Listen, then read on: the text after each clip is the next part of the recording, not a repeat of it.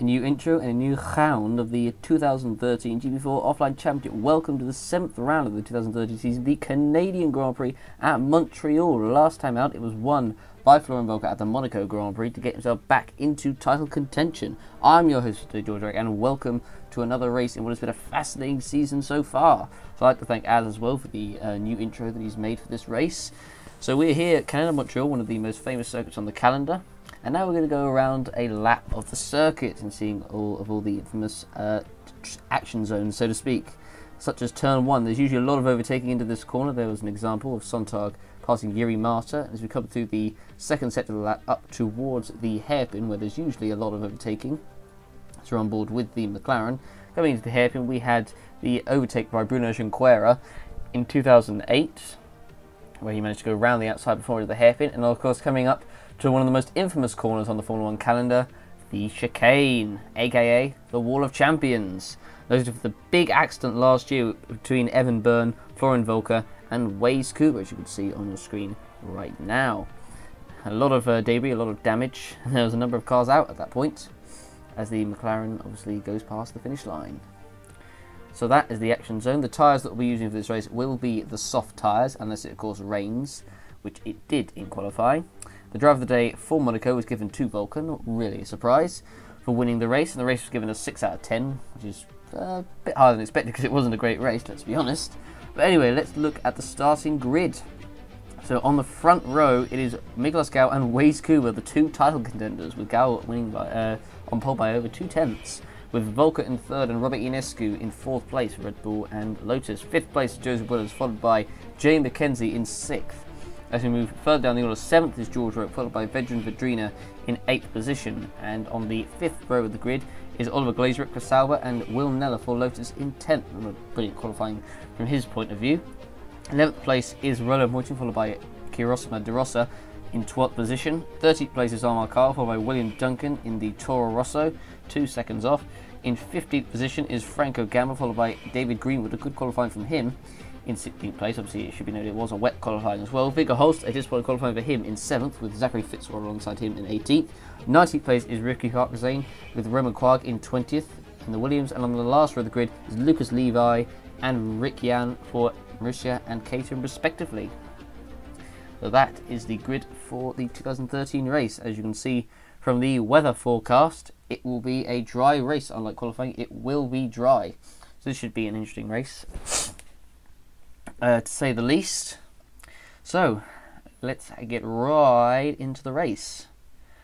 So it should be very interesting. It always is a good Grand Prix at Montreal. Personally, one of the best circuits on the calendar. But anyway, we're now on the grid, 70 laps around this circuit. We've also got the infamous pit exit, which we didn't mention before, but it doesn't matter about that. The 5 lights are now on, and we're underway for the Canadian Grand Prix. And who's going to get the jump into the first corner? Gal makes a good start, and Volker's alongside Cooper, and Volker goes around the outside of Cooper and takes second into the first corner. And has everyone made it round the first corner? There's usually accidents here every year, and I don't know. At the moment, Gal leads with Volker in 2nd and Cooper in 3rd. Will Neller making contact with the back of Joseph Willows there, as he's moved up to 8th place. So he's moved up 2 positions from the start. It's good from Will Neller there, but he's held up the rest of the pack after contact with Joseph Willows. As we look at the back of the grid, and there's a Marussia without a front wing. That is Lucas Levi, and there's been another car involved. I think Roman Quag's been involved again. And let's have a look how this happened. So let's go on board with Quag, who's starting from 20th position, and he made a fairly average start. He actually managed to get through past a couple of cars there, and he was doing well. But he got hit in the back by Lucas Levi, and after such a great start that Quag had, it got ruined by Levi at the start. Not really what he would have wanted at all, and that means both drivers are going to have to pit for new front and rear wings respectively. That is then down. Ricky Hart saying it's stuck behind Quag, so he can lose a lot of ground.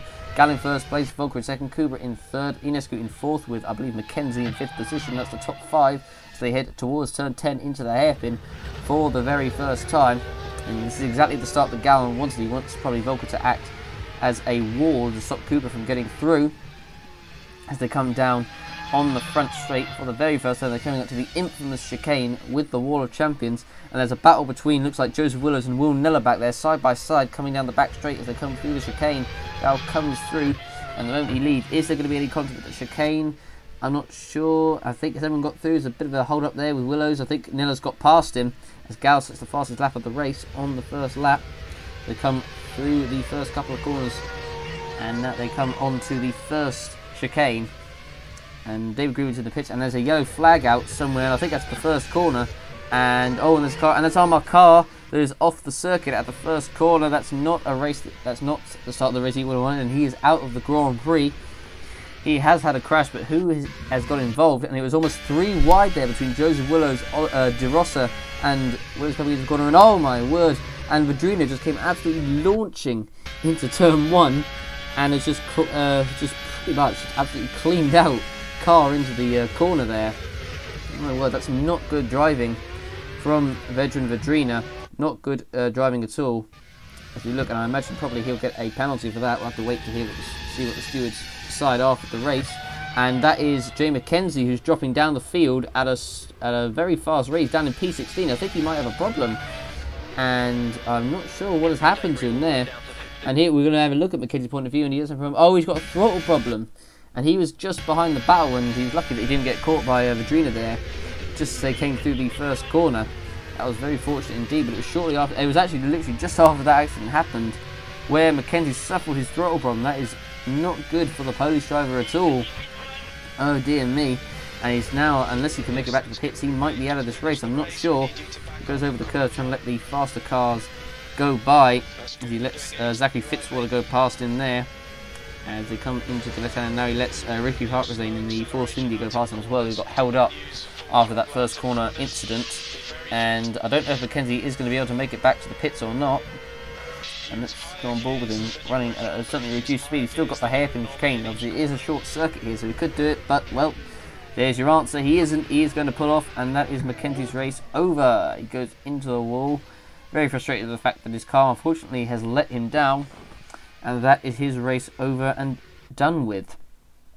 And as we look at William Duncan in 18th, and wait, I didn't realise Duncan was done. I didn't think he got involved in anything anyway. But Kuba under third as Mackenzie's car gets pushed up there. So Roke, Glazebrook, Neller, and De Rossa have all made up positions, but Willis has made a poor start. No, and Oliver Glazebrook is off at the chicane. That's at the pit entry, and now he's trying to reverse back onto the track.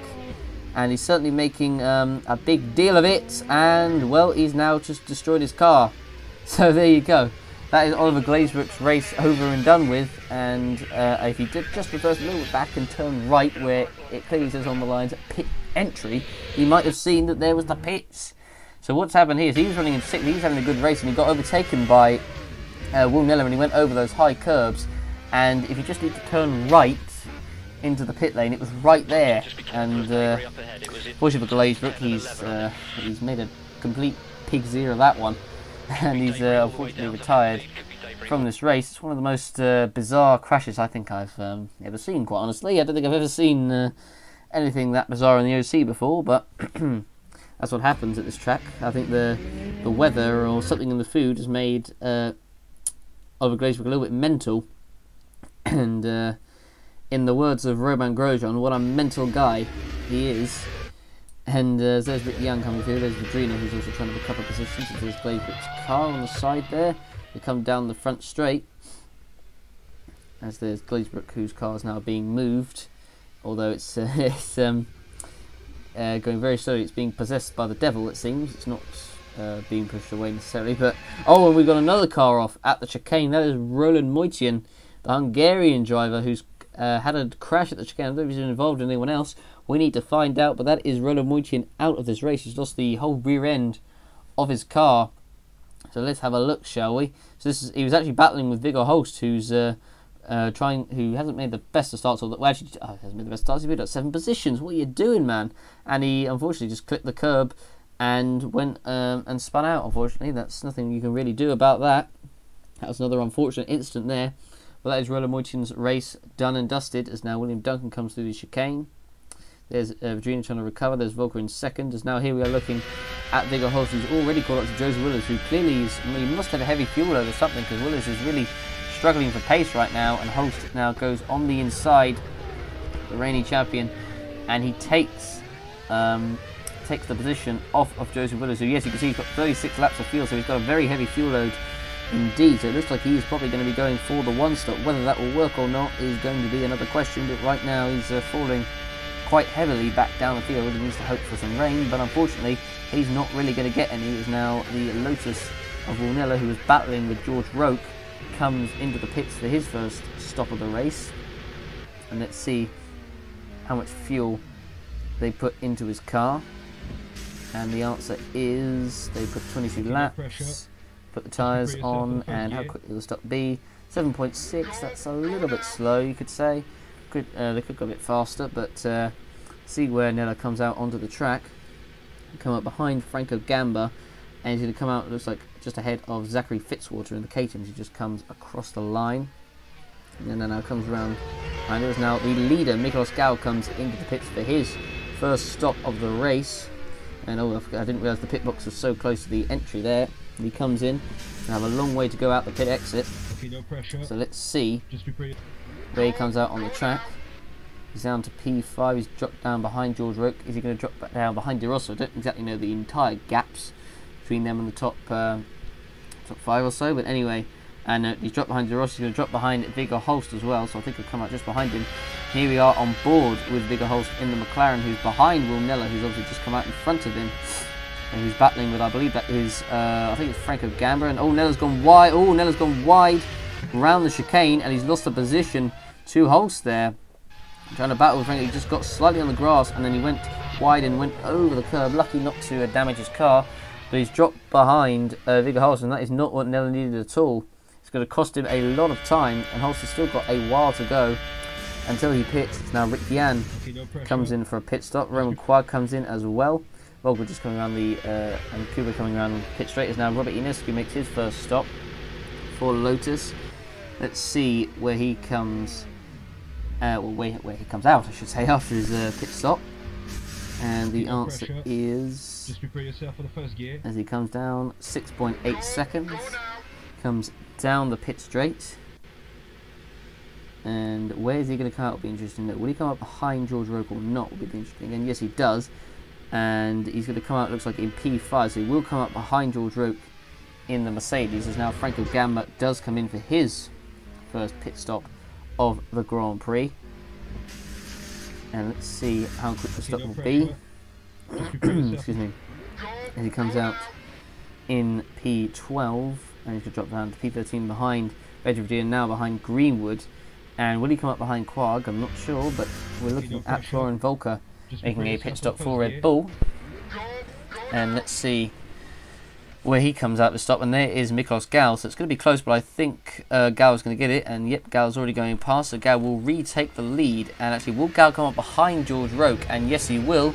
And I think he's just going to come up between Roke and Ionescu. It's going to be very close. And there is Roke, and Ionescu is going to come out ahead of Ionescu.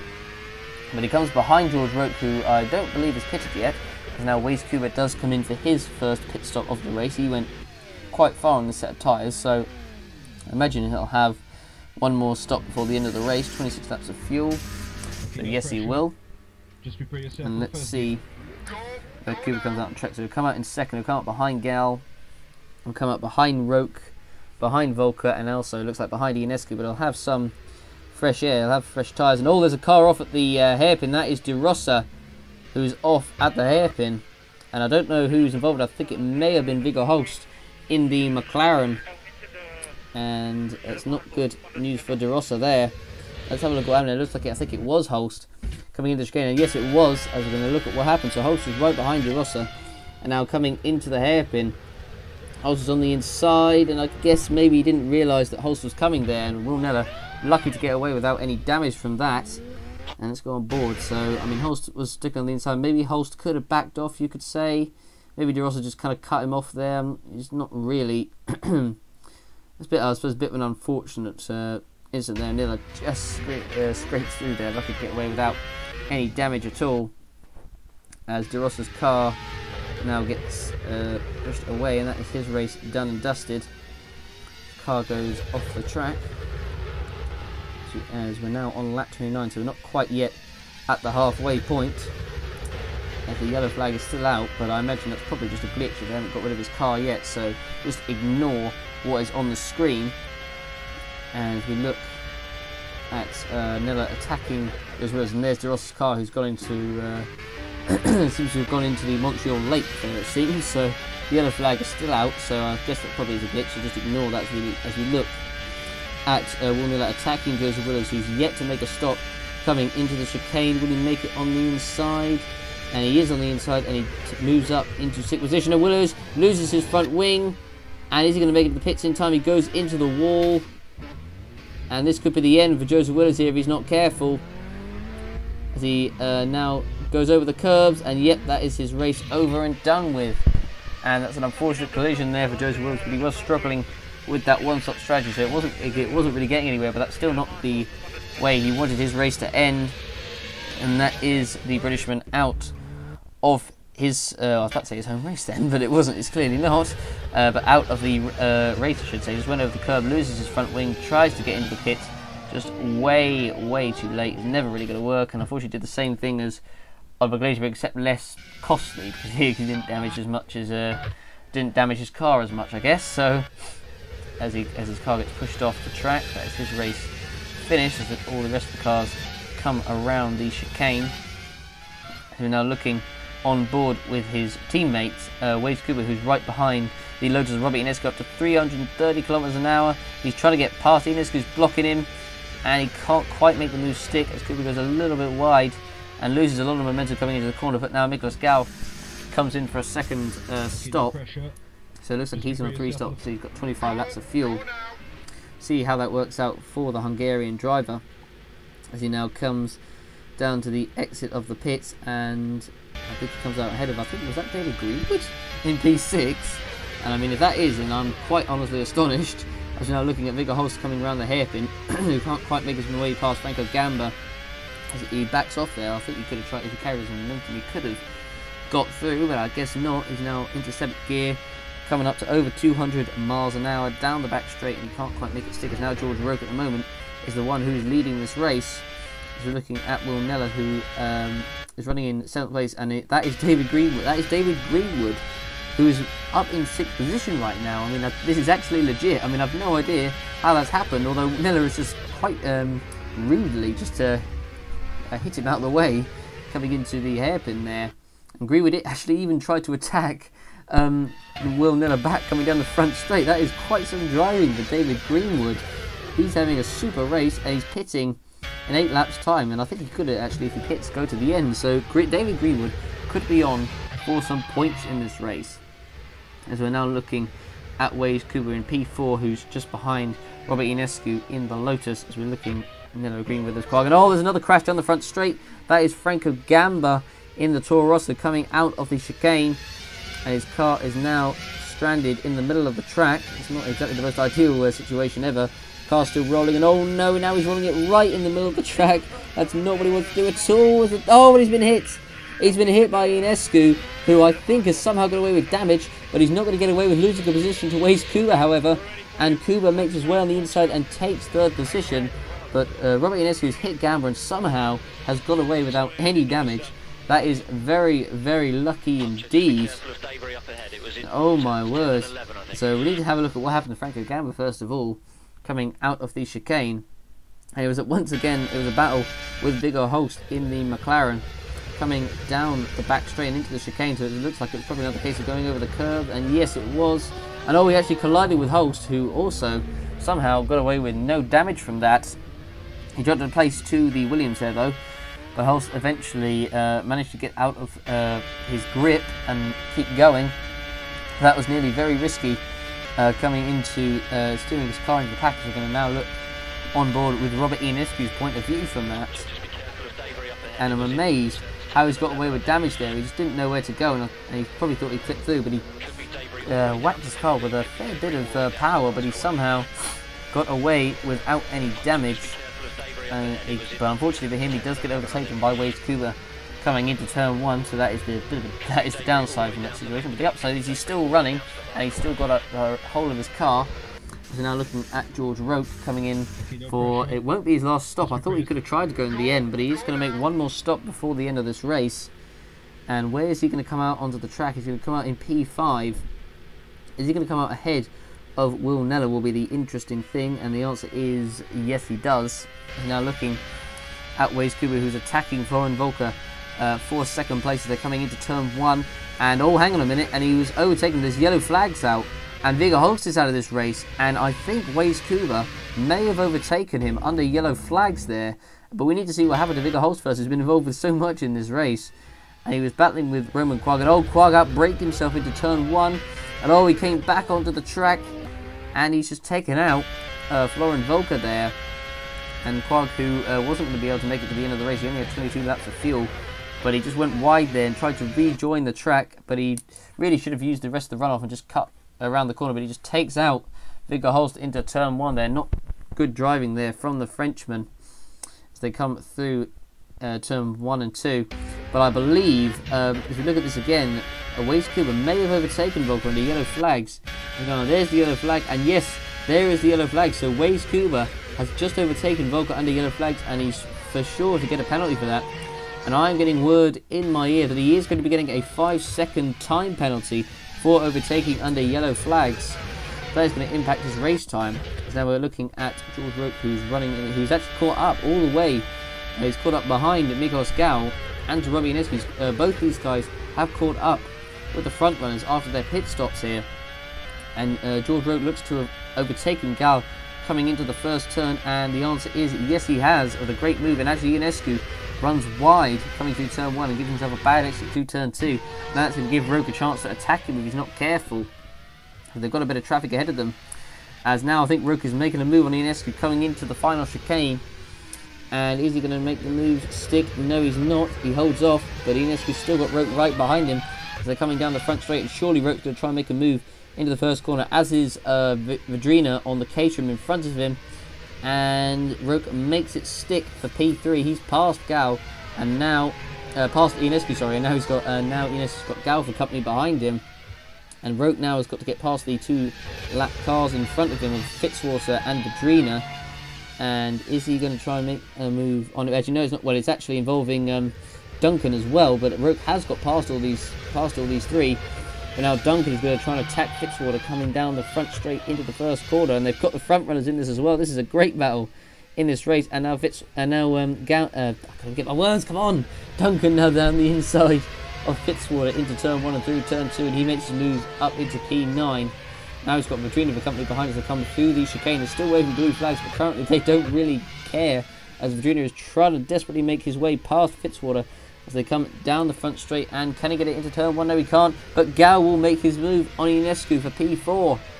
And he's now up into the 4th position. Inescu down to P5. It's not worked out particularly well for him in this situation, but they're still yet to get past this battle between Vidrina and Fitzwater. It's been raging on for quite a few laps now, which has certainly impacted the front runners. It's allowed Roque to get away quite comfortably. And obviously, but he's still got to make one more stop before the end of the race. We need to see what his pace is like compared to Volker and Kuba up in front. They're now still battling for 10th position. Vidrina's still struggling to get by, but he's now going to have to let the Red Bull of Gal go through, surely, coming down the straight. And I don't know if he still has or not. I don't think they have. So now Vidrina is now attacking Fitzwater again, and they still haven't let the leaders go by. And Vidrina, has he finally got it round the outside? And the answer is no, he doesn't. He still can't get past the Caterham of Fitzwater, who's defending valiantly there. And now Inescu and Gal finally make their way past Vidrina, and now they're going to go after the Caterham of Fitzwater. Now Ricciardo and Quagg not too far behind. This has been going on for laps now. As now Waze Kuba does indeed come in for his final stop of the race. Volker's still going out on track. I believe he'll have to make another stop, as will Roque. But Kuba will be going to the end, so it's looking, I think it's looking pretty good right now for a Kuba win, which would be big in the championship.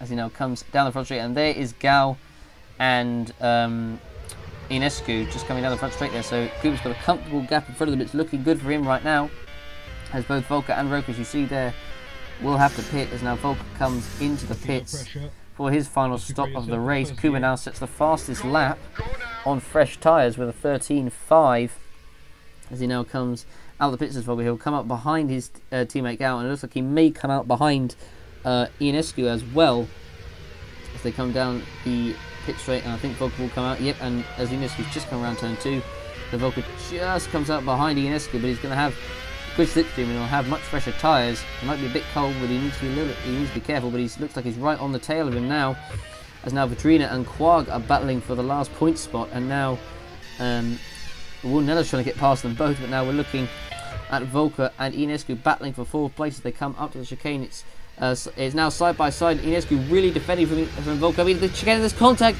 Ionescu goes over the curbs and spins, and they somehow avoid more contact. But that's going to have big repercussions for Ionescu. He drops behind Will Nella now into 5th position. And oh, it looks like probably the chance of, and he's now stuck on the wall, and now he drops behind Gal. It looks like a chance of a podium may have just gone from Robert Ionescu's hands there. And it was just in the battle with him and Volker. But Volker, who had the fresher tyres, he wanted to get past him fairly quickly, and he did, but it wasn't exactly the way I don't think he imagined he wanted to. Coming into the turn, and I mean, Volker maybe, I guess you could say, tried a move that wasn't particularly on. He went over the curb a little bit, did Volker, but I mean, compared to obviously the Lotus of Ionescu, and wow, and obviously all the cars behind him having to take avoiding action so they don't hit into Ionescu there. That was lucky indeed. Ionescu unfortunately didn't help himself with a pretty rubbish turning there, but he managed to rejoin and still without any damage, so he still could get possibly a top 5 if he can catch up to Gal before the end of the race. Now Ricky Hartwell comes in for his final stop, fairly late, but he comes in anyway. And let's see how quick the stop will be for the Indonesian driver. It's a 6 point. Is it? Oh no, it's a 4.9. Sorry, that's pretty quick. I thought it was a 6 then. 4.9. That's pretty quick, as Hartwell is going to come out in P12. It looks like he's going to come out ahead of Zachary Fitzwater, and he's going to have fresher tyres, so he could go after the cars just in the top 10 for the last point spots. Now we're looking at a battle for 8th place between Roman Quag and William Duncan coming into the hairpins. We're looking at Gal, who's running in 4th, and Volker is in 3rd, and Roke, who's in 2nd, so he's got out ahead of Volker in the pit stops. So that's good news for Roke, and especially it's good news for Kuba that Gal is down in 4th position. Because now we're looking at the battle for 9th between Duncan and Quag, and now Duncan's on the inside down the back straight coming into the chicane, and he takes a position off of him. We're now on to the final lap, and we are looking at the Ferrari of Waze Kuba, who despite that 5-second penalty is still set to take the win because he's got a pretty comfortable lead over Rose. You can see 19.9 seconds, so 5 seconds, that'll be 14, and it's still very clearly enough for Kuba to take another victory. I believe this will be his 3rd, I think, victory of the season in 7 races. It's been a tight battle between him and Gal, but he is taking the foothold in this championship battle as he comes through the penultimate chicane, coming down towards the hairpin. And the strategy clearly worked out. The 2-stop worked out well for him. Went long on the first stint, and then went fairly short at one, but his pace clearly was there. And for Volker and Roke, unfortunately the strategies didn't exactly work out for them. I mean, Roke was on a 3-stop, which I suppose at least still got 2nd. It worked out, but not as well as it worked out for Kuba because of the battles that all the guys behind them had. As Waze Kuba's coming through the final chicane. Is he going to get through the World Champions? Yes, he is. And Waze Kuba comes down the final straight, and he is going to win the Canadian Grand Prix and extend his lead in the championship. Congratulations to him. And David Greenwood in the Marussia is going to come around the final chicane and take 7th position for Marussia. Where on earth has that come from? I don't know, but he's finished ahead of Duncan, and he's somehow got 7th place out of absolutely nowhere. And Lucas Levi comes across the line in 14th. George Roke will take a good 2nd position for Mercedes, and he comes across the line. And now in 3rd place is going to be Florian Volker, comes into 3rd. And we're now looking at Miklos Gauss, who come home in a very distant and very lonely 4th position. That's not the result he particularly would have wanted from pole. He made a great start, but traffic clearly hurt his race as he comes around the final chicane, and he'll take pole position as he comes down the straight and now across the line. And that is 4th for him, and Will Nella will at least, as moved up 5 positions, I guess a too bad a race from him, but he comes across the line and takes 5th position. And now coming across the line, William Duncan takes 8th, so it's a good amount of points for Toro Rosso. 6th place is going to be Robert Ionescu, who comes across the line ahead of Vitrina, who comes across in 9th position. Rick Yan will take the final point for Caterham in 10th position, as I think that was Ricky Hartwell saying he was just behind him in 11th. And Zachary Fitzwater now is going to come across the line in 12th position, and that now is the race done and dusted. And there we go, that is the race finished. Waze Kuba is your winner from this Grand Prix. Now let's take a look at the race results. So Waze Kuba was the winner, I should say, ahead of George Rodriguez second, Florian Volker in third, Miklas Gal fourth, William fifth, Robert Ionescu sixth, David Greenwood seventh, William Duggan eighth, Rick Yan up to ninth, and Ricky Harkstein 10th. And I have got word in my ear that Remicard got a 25-second time penalty for that incident that he had with Viggo Holst that took him out of the race. So that is why Jan is up to 9th and Harkstein has taken the final point in 10th position. So there we go. That is your top 10. And Waze Cooper also set the fastest lap of the race. And in 11th place was Vadrina, 12th was Fitzwater, Levi was 13th, and Quagg dropped all the way down to 14th because of that incident with Vadrina, with Viggo Holst, Franco Gambit, Joseph Willers, Kirosma De Rosa, Renaud Moitian, Oliver Glazebrook, Jay McKenzie, and Amar Carr, the drivers who did not finish this race. So there we are. That is the race classification, and now we're going to take a look for ourselves at the Drivers' Championship and the Constructors' Championship. So here we are. Waze Kuba now has a 14-point lead ahead of Gal in second place, with Robert Ionescu third on 75, just 2 points ahead of Volker with 73, with Jay McKenzie scoring no points from that race with 62, with Roke closing up on him with 58, Willows with 55, Wilnella with 54, Vadrina with 36, Holst with 22, Gamba with 15, 12 points of Harkstein and Duncan, with Glazebrook on 11, 9 points is De Rosa, 6 is Greenwood, Carr with 4, Rick Yan with 3, Roman Carr with 1, with Moitian, Fitzwater and Levi so far the only drivers in this championship yet to score a point this season.